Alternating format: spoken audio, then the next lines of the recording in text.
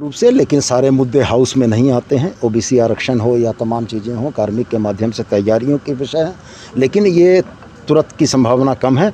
लेकिन ये विषय सूची में राज्य सरकार के है और राज्य सरकार जातीय जनगणना के पक्ष में भी है। यह भी मानती है कि जिसकी जितनी संख्या भारी उसकी इतनी हिस्सेदारी के मुद्दे चलें, तो उस आधार पर ओबीसी का आरक्षण अगर कम मिल रहा है तो उसको बढ़ना भी चाहिए। जनगणना को लेकर क्या विधानसभा से कुछ भेज के कार्यकाल में जितने बेहतर काम किए हैं, झारखंड की जनता के हित के लिए जो बेहतर निर्णय लिए हैं, उन निर्णयों को हम लोग बड़ी मजबूती के साथ रखेंगे। और कहीं ना कहीं यह सदन भले इस प्रदेश का सर्वोच्च पंचायत हो, लेकिन देश की घटनाओं से अछूता नहीं है। आम जनता पर पड़ रहा महंगाई का बोझ यह भी हमें कहीं व्यथित करता है और संवेदनशील सदन निश्चित रूप से चाहेगा कि झारखंड की जनता जो गैस, डीजल और पेट्रोल और एडिबल ऑयल खाद्य तेलों के दाम से त्राहिमाम है, एक संदेश विधानसभा से भी निकल कर केंद्र तक जाए कि झारखंड की जनता इस मूल्य वृद्धि के खिलाफ है। लोकतांत्रिक व्यवस्था में किसी भी विधानमंडल हो, संसद के दोनों सदन हो, एक औपचारिक परंपरा रही है कि सत्र आहूत करने से पहले तब संबंधित तमाम सदस्यों की एक बैठक होती है और पक्ष या विपक्ष आगामी सत्र के दरमियान अपनी रणनीति पर चर्चा करता है।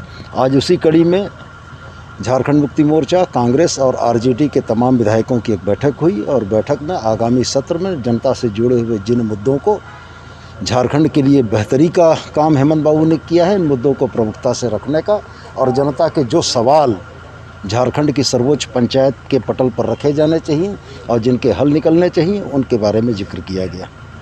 सवालों को जब बुलाने गए दिल्ली, तो वहाँ पे लैंड बैंक को आधार बना रहे थे कि भाई निवेश आप आइए, यहाँ पे हम लोग ज़मीन देंगे, हमारे पास लैंड बैंक है। अब कांग्रेस जब इस तरीके का मुद्दा जो है एजेंडा में ला रही है, नहीं, इसमें दो चीज़ें हैं। मैं बड़ा स्पष्ट कहना चाहूँगा, ये समझने की कमी है।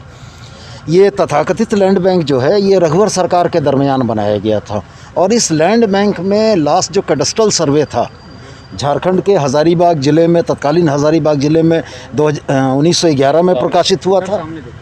1911 में प्रकाशित हुआ था। अगर आप बात करें संथाल परगना की तो गिंजर सर्वे 1932 में प्रकाशित हुआ था।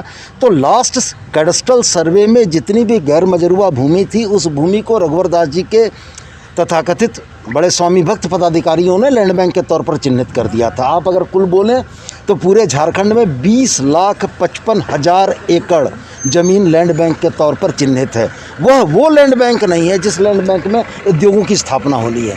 उद्योगों की स्थापना होने के लिए बरही के स्पेशल इकोनॉमिक जोन में 1,000 एकड़ का एक लैंड बैंक बनाया जा रहा है। तो यहाँ पर ज़रा सा समझने का फ़र्क है और मेरा यह स्पष्ट मानना है कि रघुवर दास जी के समय में 20,55,000 एकड़ भूमि जो लैंड बैंक में डाली गई थी, वो झारखंडियों की भूमि है, जो झारखंडियों को वापस होगी ही।